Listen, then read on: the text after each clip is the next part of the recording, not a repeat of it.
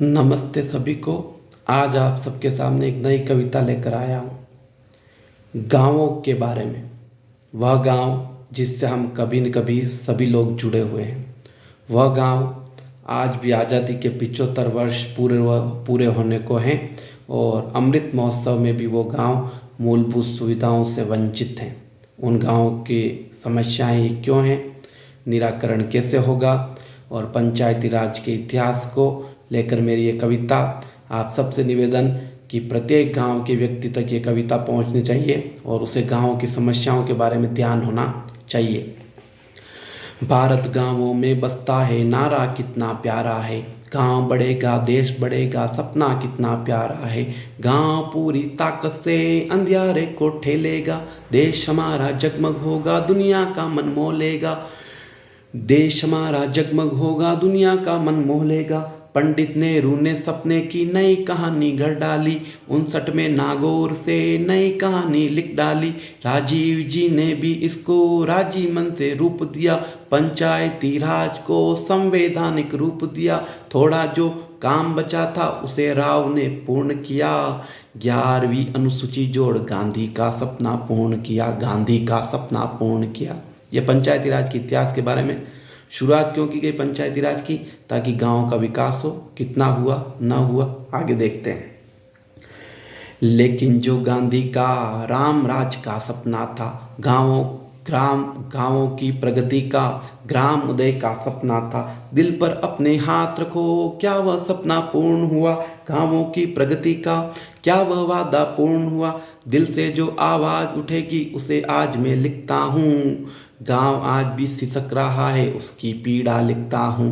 गांव आज भी सिसक रहा है, उसकी पीड़ा लिखता हूँ। पीड़ा केवल एक रही तो मौन धरे रह सकते थे, पीड़ा केवल एक रही तो उसे सहन कर सकते थे। अनगिन पीड़ाओं पर नहीं मौन धरे रह सकते हैं। एक एक पीड़ा को मैं सबसे कह जाऊंगा, एक एक पीड़ा को मैं सबसे कह जाऊंगा। राजनीति की छल क्रीड़ा का भेद प्रकट कर जाऊंगा, राजनीति की छल क्रीड़ा का भेद प्रकट कर जाऊंगा। कई गांव हैं आज भी अंधियारे संग खेल रहे, कई गांव हैं आज भी अंधियारे संग खेल रहे। गंदे पानी को पीने की सजा आज भी झेल रहे, गंदे पानी को पीने की सजा आज भी झेल रहे। पक्की सड़कें आज भी एक मीठा सा सपना है, पक्की सड़कें आज भी एक मीठा सा सपना है। रोजगार के लिए इन्हें जा शहरों में खपना है, जा शहरों में खपना है। हॉस्पिटल भी इन गांवों का ना कोई अपना है। छोटी छोटी चीज़ों खातिर बस शहरों में तपना है, बस शहरों में तपना है। कुछ बातें चुभ रही थी, मैंने उनको लिख डाली। स्वाभिमान जग जाए हमारा, वो बातें हैं लिख डाली। इन पीड़ाओं का जो मूल बिंदु है उसे समझना है बाकी, गांवों की पीड़ाओं का केंद्र समझना है बाकी। लाख करोड़ों के बजट हमारे, गांव हमारे क्यों रीते? अमृत काल की इस वर्षा में गांव हमारे क्यों रीते? अमृत काल की इस वर्षा में गांव हमारे क्यों रीते? भ्रष्टाचार इस विकास की वर्षा को पी जाता है, भ्रष्टाचार इस विकास की वर्षा को पी जाता है। भ्रष्ट आदमी कुर्सी पाकर लाख करोड़ों खाता है, भ्रष्ट आदमी कुर्सी पाकर लाख करोड़ों खाता है। लाख करोड़ों खा कर के भी नहीं डकार वो लेता है, लाख करोड़ों खा कर के भी नहीं डकार वो लेता है।